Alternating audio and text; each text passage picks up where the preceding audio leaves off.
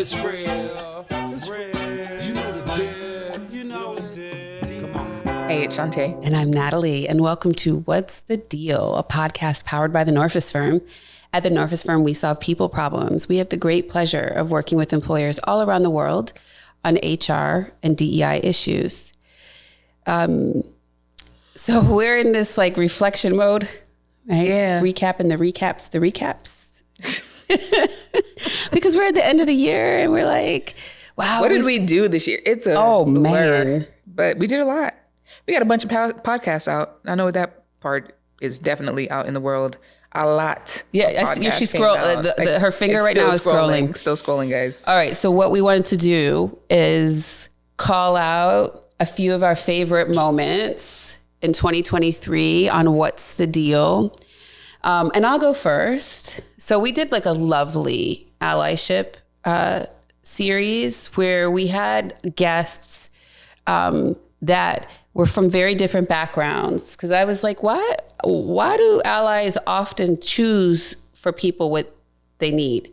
We wanted to do that series so that people could get into the habit of thinking about it from the perspective of the person you're trying to be an ally to and asking them what they need, right? Like not deciding for them, empowering them by asking their feedback. And I think one of the episodes that really stood out to me from that series was with Sarah Rathke, our good friend Sarah, at Squire Patton Boggs, a law partner who is unconventional in so many different ways. And I loved that episode. And in particular, that her recognizing the power she has at this stage in her career as a white woman, as a partner in a large global law firm, and how it's time for her to be thoughtful what others need. And the thing that stood out to me in that episode is she had on a Black Lives Matter shirt. And she's like, I'm wearing this everywhere. Yeah, she was like, it's not hard for me to put this shirt on. Yeah. Basically. And so it's a signal. Like when she wears it, it's a signal like, hey, this is what I stand for. This is what I believe in. And it's great because it means that this is who she is as a person. This is not her doing this at work because it's her job or her role. Like she's standing in her truth and who she is. And that's just what it is across the board. And I really appreciate that about her because sometimes folks, people have to adjust or they think they have to adjust who they are in order to fit a certain mold or character or whatever it is. But it's like, no, who you are is who you are and show up and own it and be loud about it. So let's see a little bit of Sarah. It's like kind of an inverse relationship. The more powerful are you, the less you really need an ally, but the more helpful you can be as an ally to others. So, I think people are like a little hesitant about allyship because nobody's confident that they're going to get it right. And I would say just put it down, man. Like what I've found is like, first of all, like there are situations where subtlety is not like really necessary or great. So like, I just come out with it. Like, this is what I'm about. I've worn this shirt like at work. I've worn this shirt and others like it at like the most like pale, male and stale, like kind of law fraternity in town. Like, this is just what I'm about. And I think, first of all, that signals to the people who might not be fully following best practices or intending even to follow best practices. Like, we're not doing that here. But second, I think it signals to the people who are, kind of on the outside of the power structure. Like, I'm with you in spirit. I'm not always like, I have a 16-year-old son, so I get to hear all the time about how I'm getting it wrong. But I'm trying. I might not be up on the latest like hip hop trends or language trends, but like I am here in spirit, open to being educated, and willing to step in front of the train, to the extent that that's called for.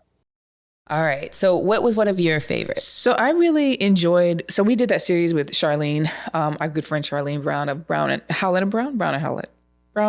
Okay. Yep. Sorry, Charlene. Howlett Brown. Yes, it is the end of the year. We are tired. I was like, you have scrambled my brain in like 2 seconds flat. Like, holy crap, what was she? Like, I was like, that was a moment. I know. It was like a little short circuit. Like, wait, what? Right. But our friend across the pond in the UK, who really, she helped to bring in like global perspective of this work because, we're based here in the States. But this is not just this United States thing. Like this a lot of folks have worked with global entities, and so you're dealing with people across the globe. So what does DEI look like globally in various locations? And so the one thing that came out of that I really appreciated, though, was her talking about how, what we need to do as DEI professionals, or folks, even extended folks who deal with people problems in general, what they need to do to take care of themselves. Yes. And do they even do what they need to do to take care of themselves? And I think the beauty of that moment was just the acknowledgement that this work is heavy and it's exhausting. And because I know for me, Natalie, I don't know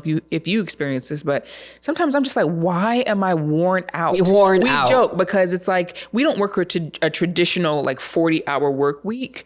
But it feels like we're working 50, 60, 70, 80 hours. We're not working those hours, but it feels that way. Yes. And so it's like, why does it feel so? And so her saying this stuff is emotionally and energetically exhausting. And just even acknowledging that was great, and us holding space for each other to really talk about the fact that, man, this stuff is tough. So I really appreciate Charlene for that. And check it out here, see what she has to say. I work with a lot of leaders, DEI leaders and equality leaders who have reached their limit with this work, because they're on the receiving end of people projecting all of their trauma, and then they have to switch their energy quite considerably depending on the circumstances of what happens, and that eats away at you. Very, very quickly, one of my own personal experiences, and from this, I made sure all of my team were mental health first aid trained. I was delivering an outcome to an investigation to a board, and there was just some horrendous stuff that had happened. And because I'd been on autopilot with it, I was not prepared for how vigorous their reaction was. They were devastated, right? Mm. They were upset, swearing, shouting, not at me, at the situation. But they made me late for a global presentation to maybe 800 or 900 people on the positives of diversity and inclusion in the workplace. So I had to go from that meeting on one computer and stand up and go on that one behind me and start talking about the positivities. After that, I went straight to bed. And I sent a voice note to my assistant, and I said, we need to look at some mental health first aid training. Because if I, who's pretty much been doing this for a long time, can feel like this, then my team aren't safe enough to carry all of this. And we need to put some things in place. So when I say organizations need to be ready to receive a person, that infrastructure also needs to be their own well-being and support, but equally them as individuals. When you're doing this stuff, let's not ignore the impact that it can have on you and your ability to do that, and also your health, and you should take steps to protect that too. Okay, another favorite for me was the episodes we did with Professor Benitez from the George Washington University Law School. It's important, the part. My immigration professor, someone who I hold near and dear, I think what I really appreciated about that episode, well, there were many things. One, he comes at the immigration work in such a humble and accessible way, right? So when you're thinking about, it is very difficult for people to come to this country and stay lawfully. Yeah. It's very difficult. I mean, I know there's a lot of politics out there that make it seem like everyone's just flooding into the country and it's so easy, but it is really difficult. There's very limited visa categories. There's limited visa categories that allow you to work. And I just think that the way Professor Benitez talked about the topics generally was so accessible. And I appreciate that because I think it helps to dispel some of these myths that we hear in a meaningful way. I think it also, and I know you can relate to this, knowing that you have your first gen and family members who had to come to this country and figure it out, is the way he prioritized when we were talking about thinking about marginalized people who are from other countries and are in the US and don't speak English or are easily exploitable, like those types of things, him sort of bringing life to that. Yeah. And just how we talked about that whole moment of you don't even always get to know how smart people are when their first language is not English. Right. and you were judging them because they're not speaking English well, but you're like, gosh, they might have like cracked codes in their country. And when they're able to speak in their mother tongue, they might run circles around you. What? They will blow you away. So I really appreciated that he brought that human side of the work. So let's hear a little bit from Professor Benitez. I think that there's a lack of sensitivity, empathy among a lot of employers, not all, but a lot of employers, to the struggles of just basic level communication, ordering a sandwich, asking for the right metro station, the right bus. The kind of work I do, as you know, Natalie, is what we call humanitarian asylum. I don't do employment-based immigration, so I don't represent big corporations. I represent the lady who just barely got out of Afghanistan because she's a lawyer and a women's rights activist. And in Afghanistan, that's lethal. Or the gay man from Iran, that's lethal. These are smart, both of them are lawyers, by the way, as I mentioned. The lady from Afghanistan is a lawyer. The gentleman from Iran is a lawyer in Iran getting an advanced degree in the US. So they're educated, smart, sophisticated people in their country. But here, they're starting at the bottom, essentially. They can't really practice until they pass a bar in the United States. The concepts are different. The legal concepts are different. And that's someone who has some fluency in English. When we start talking about people like many of them who are at the border, this purported surge that wasn't a surge after all, these are people who are walking through jungles, walking through deserts, dealing with gangs, dealing with cartels, riding trains, riding buses, and they don't speak a word of English. And they're supposed to explain their story to a US government official out in the middle of nowhere. The lawyer from Afghanistan and Iran, they took a lot of time to explain their story to us in our office, very calm, with some coffee, with some water. How someone from Central America, say, or from Africa, is supposed to explain their story in the middle of the desert, in the middle of the night, is beyond me. So there's a lack of understanding of basic communication issues. All right, did you have another fave? I did. So I really appreciate the intergenerational conversation, multi-generational. Both.